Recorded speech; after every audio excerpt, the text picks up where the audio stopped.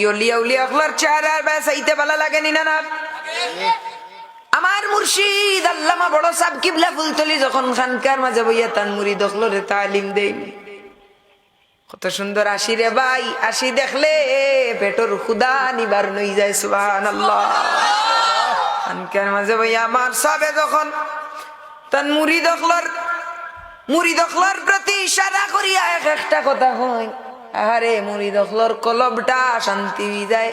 কলবর মরিচিকা পড়িয়া হাজার হাজার মুরিদ হল নাফরমান মুরিদ হল আল্লাহ ওয়ালা হই যা।